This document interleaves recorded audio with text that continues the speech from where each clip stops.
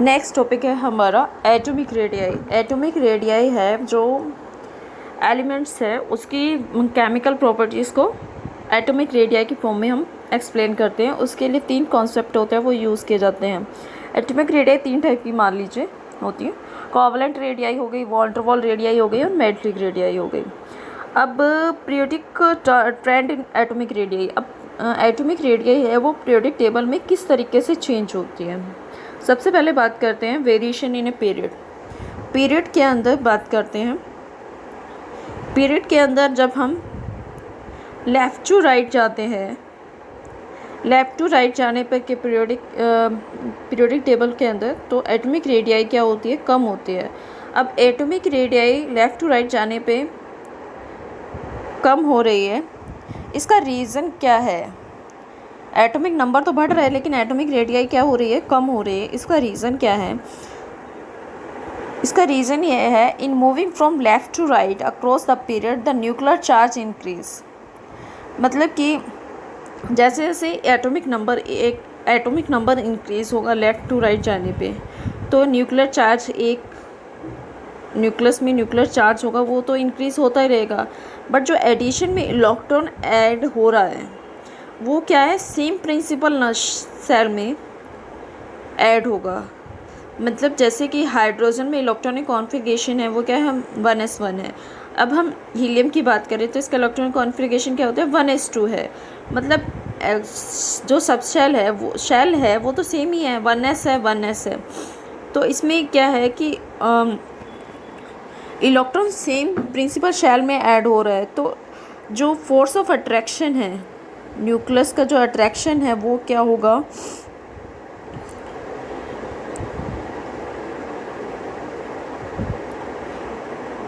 Nuclear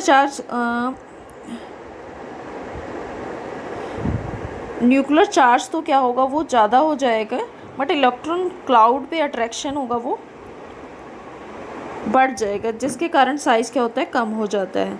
अब जो noble gases के अंदर जाते हैं तो एकदम से साइज़ होता है वो इंक्रीज़ हो जाता है। इसका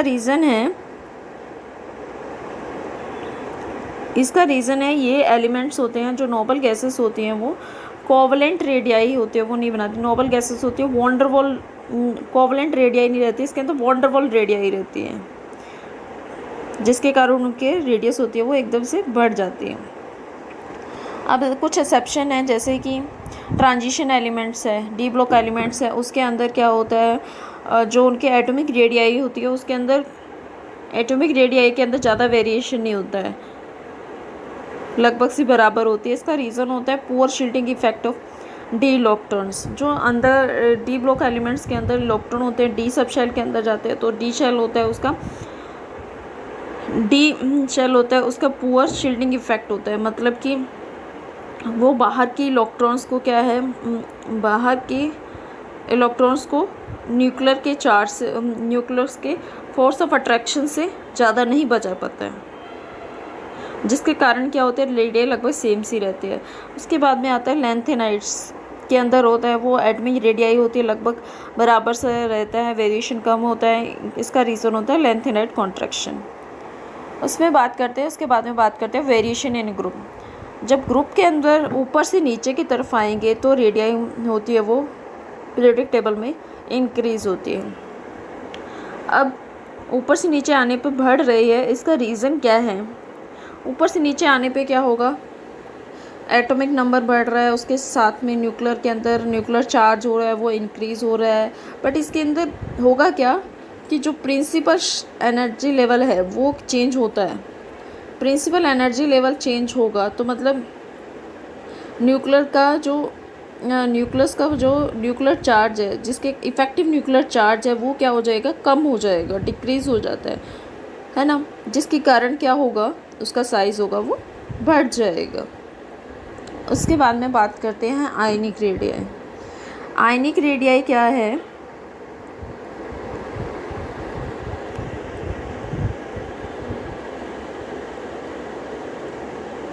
आयनिक रेडियाई क्या है?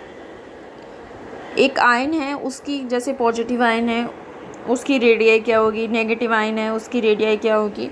जो उसके न्यूक्लियस से लेके उसकी जो न्यूक्लियस से लेके from the effective distance from the nucleus of ion to point up to which it has influence in the ionic bond में जहाँ तक उसका इफेक्ट रहेगा तो वो आयनिक रेडियाई हो जाएगी। या फिर इसको ऐसे कह सकते हैं कि एक मॉलिक्यूल के अंदर ये equilibrium distance between nuclear of two adjusted ion हैं, उनके दोनों न्यूक्लियसों के बीच का जो डिस्टेंस होगा उसको डिवाइड कर दो तो आयनिक रेडियाई निकल आएगी। अब आयनिक रेडियाई के अंदर कुछ है, आयनिक रेडियाई को चेक कैसे कर सकते हैं हम, एक्सरे एनालिसिस से चेक कर सकते हैं आयनिक क्रिस्टल के अंदर, ठीक है। उसके बाद में आते हैं हम, अब ये है the radius of the cation is smaller than that of the parent atom, मतलब कि इससे रिलेटेड बहुत सारे क्वेश्चन पूछे जाते हैं कि जो कैटायंस होता है उसका साइज़ होता है वो अपने पेरेंट एटम से कम क्यों होता है। अब इसका रीज़न ये है, इसका रीज़न क्या है कि पेरेंट एटम है उसके अंदर जो न्यूक्लियर चार्ज था, इफ़ेक्टिव न्यूक्लियर चार्ज था बाहर के एटम्स पे था। अब कैटायन हो गया, मतलब एक इलेक्ट्रॉन उसमें से निकल गया, एक इलेक्ट्रॉन निकलने के कारण क्या होगा, नंबर ऑफ़ इलेक्ट्रॉन तो कम हो गए लेकिन चार्ज तो सेम ही रहा ना। इफ़ेक्टिव न्यूक्लियर चार्ज तो पर इलेक्ट्रॉन पे क्या होगा, बढ़ गया ना, जिसके कारण क्या होगा, साइज़ होगा कम हो जाएगा। अब इसका जस्ट ऑपोजिट होता है एनायन के अंदर। एनायन के अंदर क्या है कि एक इलेक्ट्रॉन एक्स्ट्रा आ गया तो इफ़ेक्टिव न्यूक्लियर चार्ज था वो क्या हो जाएगा, पर इलेक्ट्रॉन पे कम हो जाएगा, जिसके कारण क्या होगा, उसका एनायन का साइज़ होता है वो बढ़ जाता है। अब बात करते हैं आयनाइजेशन एंथैल्पी। आयनाइजेशन एंथैल्पी का मतलब क्या होता है, किसी भी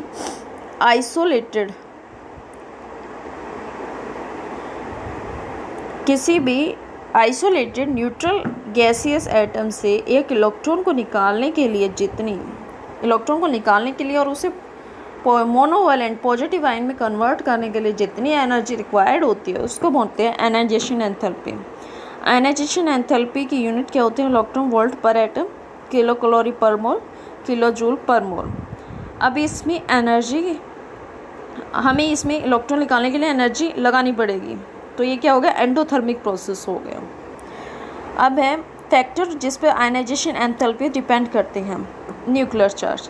अब न्यूक्लियर चार्ज जितना ज़्यादा होगा तो हमें उतनी ज़्यादा, मतलब साइज़ कम हो जाएगा, न्यूक्लियर चार्ज ज़्यादा होगा, फोर्स ऑफ अट्रैक्शन क्या होगा, इलेक्ट्रॉन्स पे ज़्यादा रहेगा तो हमें ज़्यादा एनर्जी लगानी पड़ेगी। एटॉमिक साइज छोटा होगा तो हमें ज़्यादा एनर्जी लगानी पड़ेगी। स्क्रीनिंग इफेक्ट, अगर स्क्रीनिंग इफेक्ट ज़्यादा होगा तो हमें उतनी ज़्यादा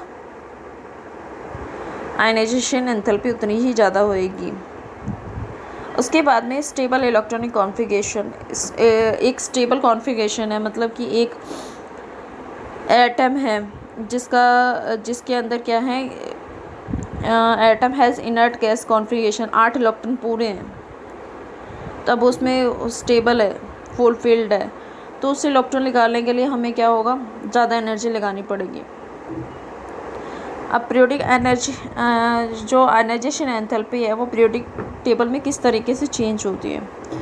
ग्रुप में जाने पे variation of a ionization enthalpy in a group में जाने पे क्या होता है, ऊपर से नीचे जाएंगे साइज़ क्या होता है, ऊपर से नीचे जाने पे क्या स्क्रीनिंग इफेक्ट होता है, वो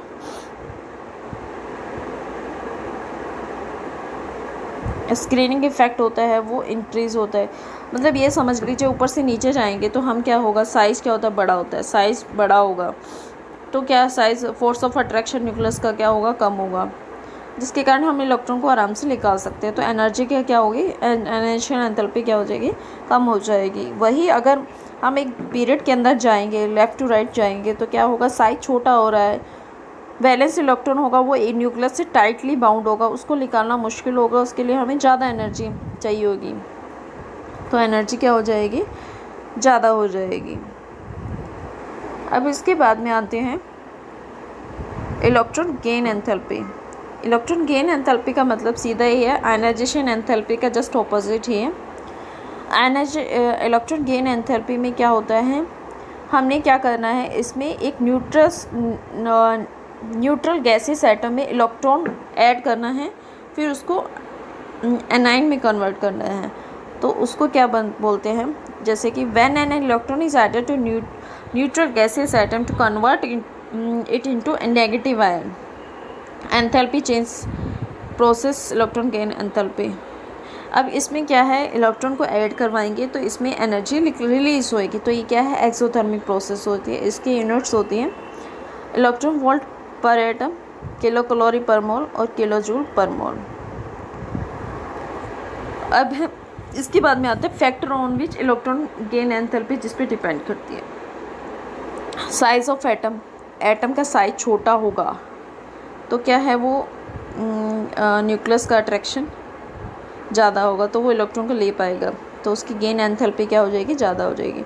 मैग्नीट्यूड ऑफ न्यूक्लियर चार्ज जितना ज़्यादा होगा वो उतना ही ज़्यादा इलेक्ट्रॉन ऐड कर पाएगा, तो उसके कारण इलेक्ट्रॉन गेन एंथैल्पी ज़्यादा हो जाएगी। इलेक्ट्रॉनिक कॉन्फ़िगरेशन, अगर इलेक्ट्रॉनिक कॉन्फ़िगरेशन स्टेबल होगा तो उस फॉर्म में तो electron configuration not tends to gain the electron, तो उस फॉर्म में तो वो इलेक्ट्रॉन एक्सेप्ट ही नहीं कर सकता, उस फॉर्म में तो इलेक्ट्रॉन गेन एंथैल्पी कम होगी। लेकिन अगर इलेक्ट्रॉनिक कॉन्फ़िगरेशन स्टेबल नहीं है तो उसके इलेक्ट्रॉन गेन एंथैल्पी ज़्यादा हो जाएगी।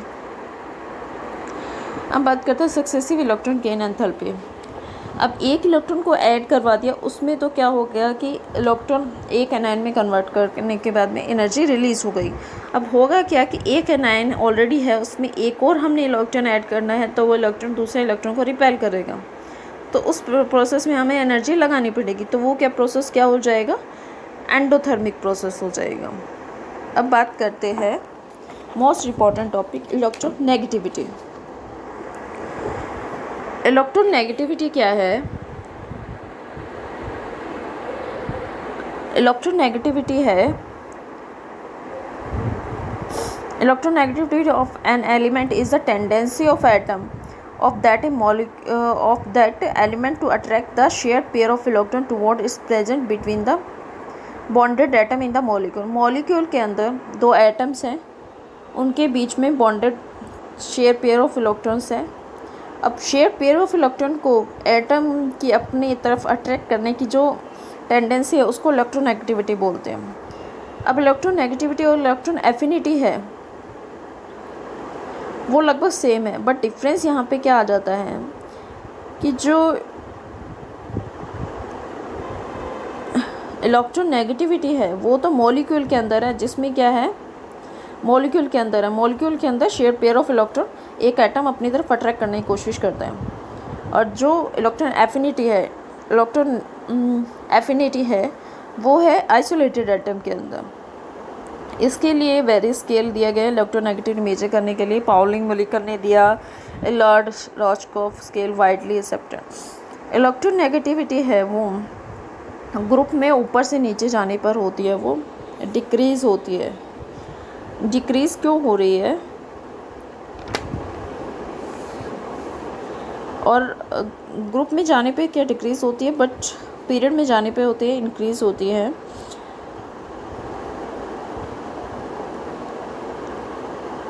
This the alkaline metal present in extreme left to the periodic table.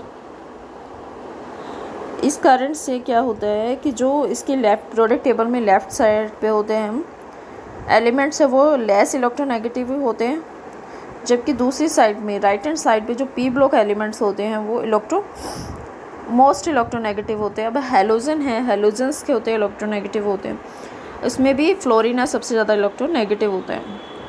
Electronegativity होती है वो एस कैरेक्टर भरने पर भी, हाइब्रिड ऑर्बिटल में एस कैरेक्टर ज़्यादा है तो इलेक्ट्रोनेगेटिविटी क्या होएगी, ज़्यादा होएगी।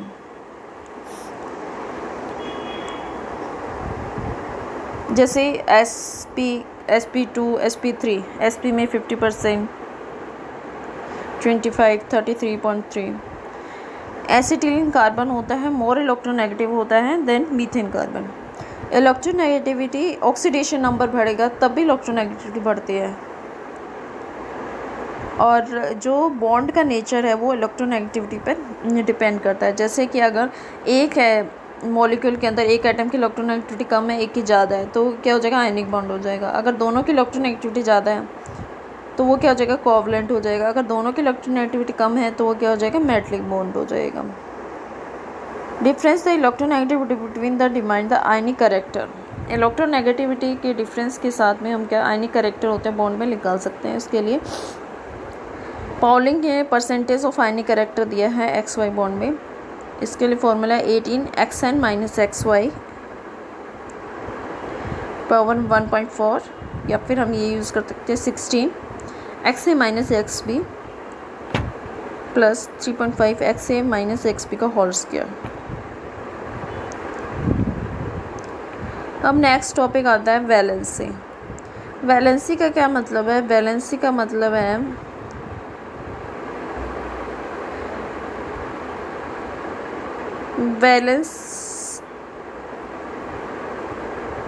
वैलेंसी क्या रहेगी? जैसे कि एस ब्लॉक एलिमेंट है, उसकी वैलेंसी होती है उसकी नंबर ऑफ वैलेंस इलेक्ट्रॉन के बराबर होती है। पी ब्लॉक एलिमेंट्स के अंदर वैलेंसी होती है वो 8 minus number of valence electron होती है। वहीं ट्रांजिशन इनर ट्रांजिशन एलिमेंट्स होते हैं, उनके अंदर वेरिएबल वैलेंसी शो की जाती है due to participation of the D और इनर, मतलब बाहर के वैलेंस इलेक्ट्रॉन के अलावा जो इनर डी और एफ ब्लॉक एलिमेंट्स होते हैं उनके वो भी तो पार्टिसिपेट करेंगे ना। तो many of these elements having the valency of 3 होती है, डी और एफ की होती है 3 होती है। पीरियोडिक टेबल के अंदर वैलेंसी का क्या सीरीज़ है? अगर ग्रुप के अंदर क्या है, ऊपर से नीचे तक ग्रुप सेम है तो वैलेंसी लगभग सेम रहती है। इलेक्ट्रॉनिक क्योंकि सिमिलर इलेक्ट्रॉनिक कॉन्फ़िगरेशन का सेम नंबर ऑफ इलेक्ट्रॉन रहेंगे वैलेंस शेल में। पीरियड में जाने पर होती है वैलेंसी चेंज होती है। एस ब्लॉक एलिमेंट्स होते हैं, उसकी पहले वैलेंसी होती है वो इंक्रीज़ होती है 1 से लेके 8 तक, नहीं वैलेंस इलेक्ट्रॉन होते हैं वो बढ़ते हैं 1 से लेके 8 तक, तो वैलेंसी होगी वो इंक्रीज़ होती है 1 से लेके 4 तक, फिर उसके बाद में डिक्रीज़ होती है 0 तक। उसके बाद में आता है बात करते हैं केमिकल रिएक्टिविटी। केमिकल रिएक्टिविटी होती है एलिमेंट्स की केमिकल रिएक्टिविटी किस तरीके से मेज़र की जाएगी कि रिएक्टिव है नहीं है। Chemical reactivity is measured by the relative tendency of element to lose or gain the electron chemical reaction. Chemical reaction में लूज़ कर रहा है या फिर गेन कर रहा है, उससे मेज़र करते हैं। पहले मेटल्स की रिएक्टिविटी देखते हैं। मेटल की रिएक्टिविटी होती है वो मेज़र करते हैं in term of tendency to lose the electron from the outermost shell, उससे मेज़र करेंगे। पीरियड में जाने पे क्या होता है? पीरियड में जाने पर पीरियड में जब जाएंगे तो क्या होता है, एलिमेंट लूज टेंडेंसी है वो कम होती जा रही है, लेफ़्ट टू राइट जाने पे कम होती है। तो मेटल्स की रिएक्टिविटी होती है वो कम होती है पीरियड में जाने पे। ग्रुप में जाने पे क्या होती है, tendency to lose the electron ऊपर से नीचे जाने पे बढ़ रही है, तो उनकी मेटल्स की रिएक्टिविटी होती है वो ग्रुप में इंक्रीज़ होती है। रिएक्टिविटी ऑफ नॉन मेटल्स की रिएक्टिविटी होती है वो मेजर करते हैं in term of tendency to gain the electrons, electron gain करने और tendency to gain the electron to form anion बनाने की, ठीक है। तो पीरियड में जाने पर होता है नॉन मेटल्स की रिएक्टिविटी होती है वो बढ़ती है, और ग्रुप में जाने पर होता है वो ग्रुप में जाने पर क्या होता है, ऊपर से नीचे जाने पर इलेक्ट्रॉन एक्सेप्ट करने की टेंडेंसी होती है वो कम होती जाती है।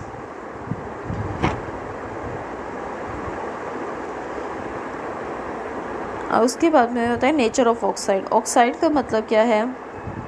The oxide of element are the binary compound with oxygen. Oxygen के साथ में एलिमेंट्स ऐड हो जाएगा तो ऑक्साइड बन जाएगा। ऑक्साइड ऑफ मेटल्स होते हैं वो बेसिक नेचर के होते हैं, वाटर में डिसॉल्व करने पर हाइड्रोक्साइड देते हैं। और जो नॉन मेटल के ऑक्साइड होते हैं वो होते हैं एसिटिक होते हैं, वाटर में डिसॉल्व करने पर एसिड बनाते हैं। On moving from left to right, period के अंदर पीरियोडिक टेबल में लेफ़्ट टू राइट जाएंगे तो लेफ़्ट साइड पे तो क्या है, बेस है, राइट साइड पे क्या है, एसिड है। तो अब हम लेफ़्ट टू राइट जाएंगे तो बेसिक कैरेक्टर तो क्या हो गए, ऑक्साइड के कम होते जाते हैं, और एसिडिक कैरेक्टर होते हैं बढ़ते जाते हैं, और बीच में क्या जो एसिडिक और बेसिक दोनों होंगे वो एम्फिटोरिक होते हैं बीच में। Thank you.